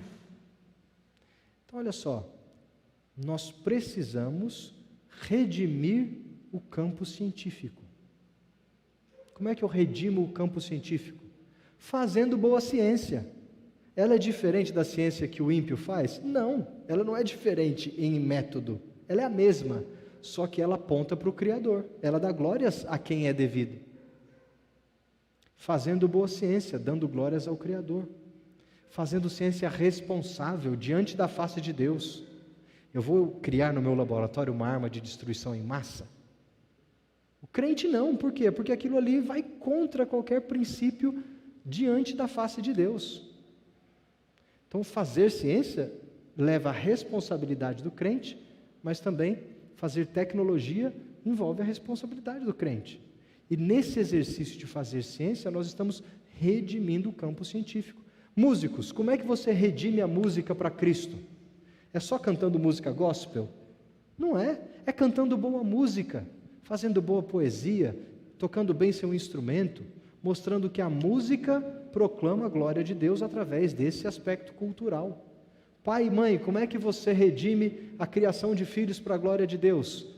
É só levar na igreja e depois chega em casa e abandona os filhos assistindo televisão? Não, é dando boa educação que transforma pessoas. Isso é redimir o relacionamento pai e filho. E assim vai, hein? Entendeu? Então olha só, Já nem lembro qual que era a pergunta aí do início, mas nós estamos num processo de redenção cósmica, que vai acabar quando Cristo voltar. Nós somos coparticipantes da redenção do mundo, em todas as esferas da nossa atuação. Na minha, especificamente científica, eu entendo que eu tenho utilidade e vocação. Na tua, você vai encontrar utilidade e vocação. O princípio serve para todos nós. Nós todos somos coparticipantes e agentes do reino. Se não for assim, você está trancado numa bolha, esperando o mundo acabar. E como diz na minha terra lá, espero que acabe em barranco para eu morrer encostado, né? Esperando o mundo acabar, para Jesus Cristo voltar, como se você não tivesse nada a fazer nesse mundo. Gente, isso daí dá pano para manga, porque, por exemplo, mudança climática. Por que eu tenho que preservar e não emitir gases de efeito estufa? Afinal de contas, o mundo não vai acabar mesmo? Que diferença faz eu emitir CO2 ou não emitir CO2? Por que eu tenho que perseguir energia limpa e renovável? Onde é que faz sentido a mordomia do cristão pelo mundo criado? Só faz sentido se você entender que você está nesse mundo como representante e governador do dono, e que você é coparticipante como agente no processo de redenção. Senão, não faz sentido mesmo, não. Ok? Nossa, boa essa. Gustavo, só mais uma perguntinha aqui para a gente não se estender tanto. Tem duas, na verdade, perguntas aqui que eu vou tentar sintetizar em uma só. Alguma vez durante a sua experiência na universidade, isso aí é uma pergunta mais para o âmbito pessoal, a sua fé quase se abalou? Se sim, como conseguiu superar isso? E a outra pergunta é, você já perdeu amigos ou colegas por não compreenderem essa harmonia entre fé e ciência, como você? Olha, graças a Deus, eu nunca tive um abalo de fé na minha experiência universitária, nem como aluno, nem como professor. E olha que eu fiz a minha educação toda na Universidade Pública Brasileira, que é o antro da balbúrdia, né, da ideologia, coloque todos os demônios lá dentro, não é assim que se põe hoje, né? Não, nunca tive uma crise de fé causada pela universidade, nunca senti perseguição ideológica na minha profissão na universidade. Não estou dizendo que outros colegas não tenham sentido, lógico, eu sou um engenheiro, é muito diferente trabalhar na minha área do que trabalhar no campo da filosofia, por exemplo, ou das humanidades, ou da biologia, né? Talvez a minha área tenha menos visibilidade para ser atacada como uma das áreas quentes áreas quentes do crente, não é isso? Vai ser crente na filosofia para você ver, vai ser crente na sociologia, na antropologia, lá o negócio é mais difícil, então eu não posso falar como um todo, mas graças a Deus eu nunca senti pressão ideológica e nunca senti cilada de fé, nem na época da graduação, nem na época da docência. Não quer dizer que eu nunca senti tentação durante a vida acadêmica. Porque olha só, às vezes a gente acha que as ciladas da universidade só vêm na forma de intelecto. Do tipo, uma pegadinha filosófica aqui, um abaixo-assinado ali, né? Uma sinuca de bico que você não tem como sair, intelectual. Às vezes a gente esquece que a maior parte daquilo que provoca o abandono na experiência de fé na universidade é o convívio, é o relacionamento. Às vezes é a liberalidade, entendeu? É a luxúria, é a fornicação. São os outros pecados do nosso meio cultural que às vezes no contexto universitário se tornam mais expoentes. Pô, é lá que as baladas acontecem, não é? É lá que eu vou estar fora de casa pela primeira vez. Isso daí para me levar para longe de Cristo é rápido. Aí eu ponho a culpa no intelecto e lá na ciência que fica tudo bem, eu saio bem na fita. Geralmente acontece assim. Então, preserve o teu coração na universidade. Se tem alguma coisa para guardar, guarde o coração. Não é assim que diz? Porque dele procedem todas as fontes da vida. Então, guarda o coração. O que significa guardar o coração na universidade? Acho que a BU tem muito mais propriedade para falar o que significa guardar o coração na universidade do que eu. Pelo menos para ressoar com a mente dos jovens de hoje. Eu ressoaria com a mente dos jovens dos anos 2000, né? Hoje é outra cabeça já.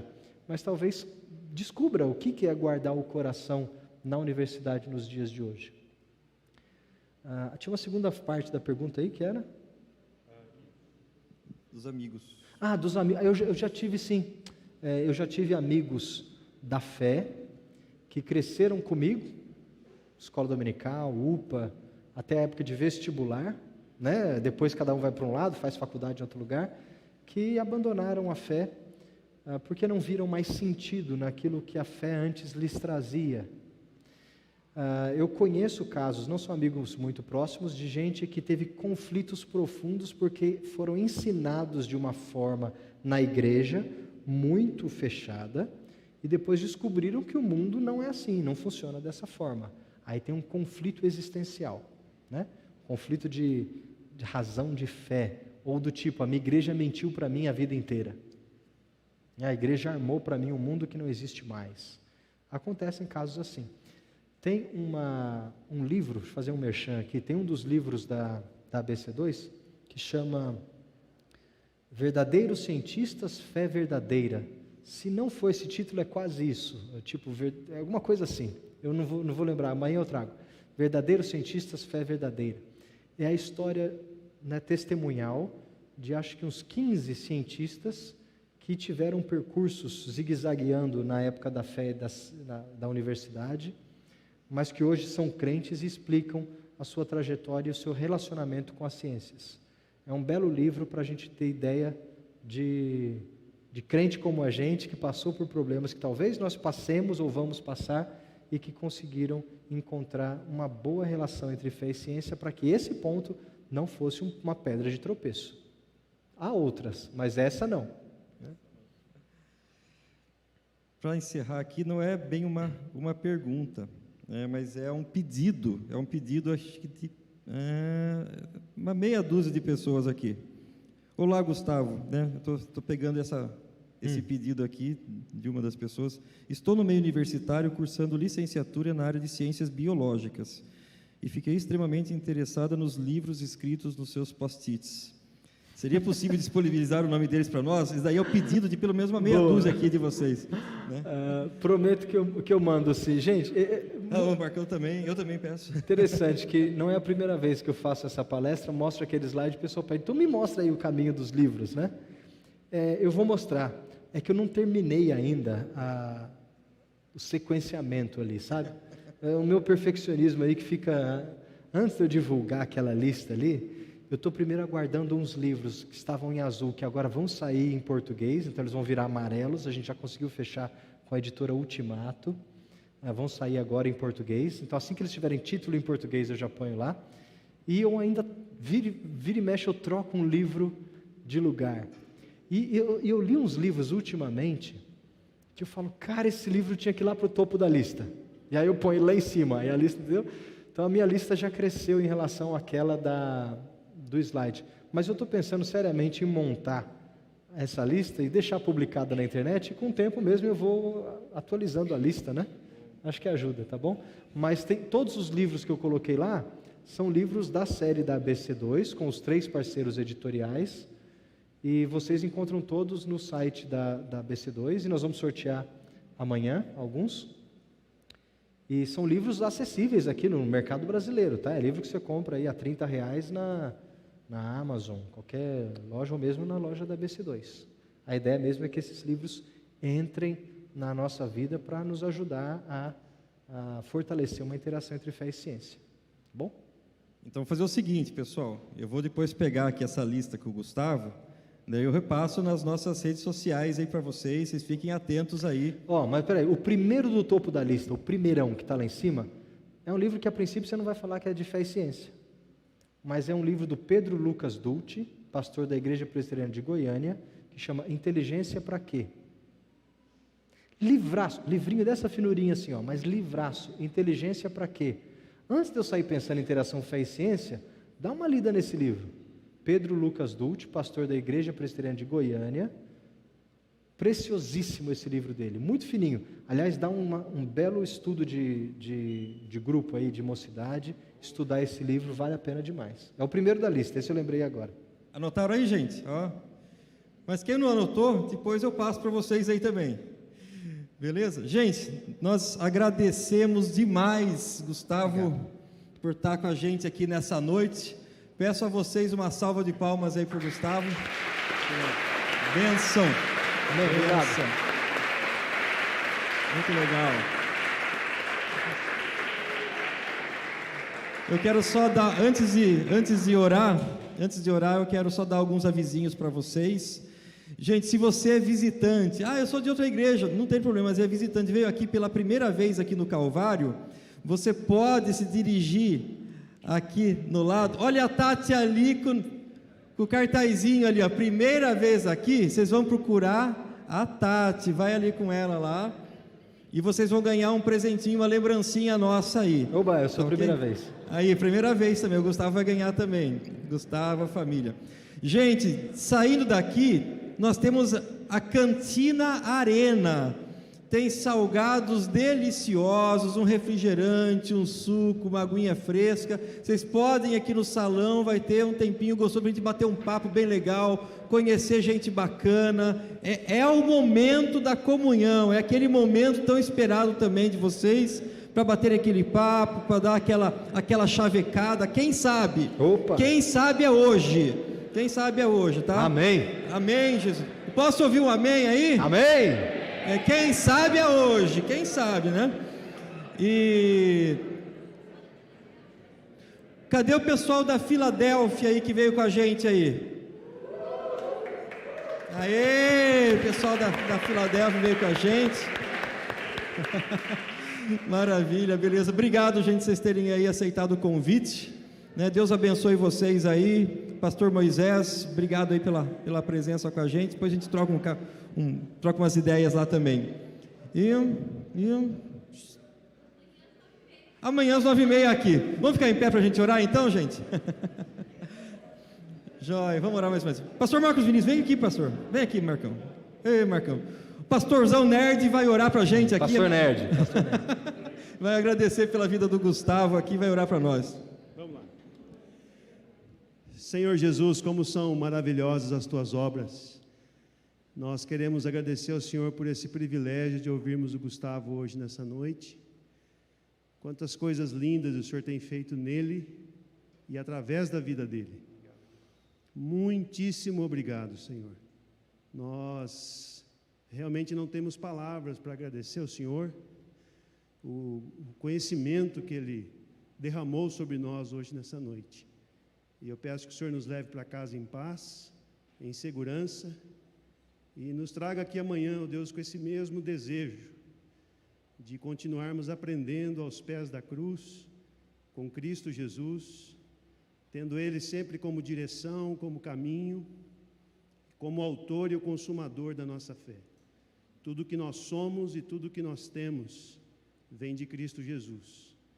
O meu coração se alegra e se emociona, ó Deus, nesta noite, por ver um homem tão brilhante na sua profissão, na academia, rendendo glórias a Cristo Jesus, dizendo em alto e bom som, ó Deus, para todos nós nessa noite, que o conhecimento mais importante é o conhecimento que nós podemos aprender em Cristo Jesus.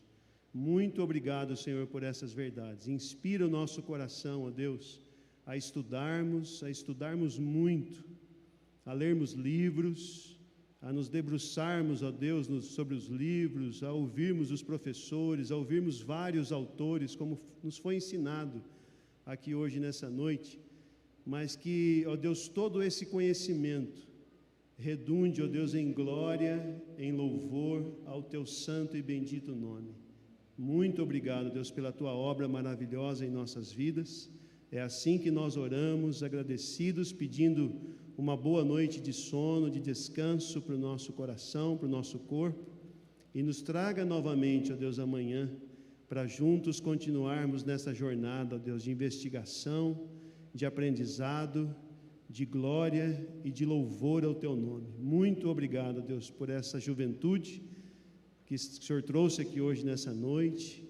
Eu posso ver aqui, Deus, vários jovens, adolescentes, alguns deles já estão no ambiente universitário, outros, ó Deus, estão se preparando para tal, E eu peço a Deus uma bênção toda especial sobre cada um, sobre cada uma aqui hoje nessa noite, que o Teu Espírito Santo seja derramado, Deus, sobre esses corações, incitando-os, ó Deus, ao conhecimento e à glória ao Teu nome.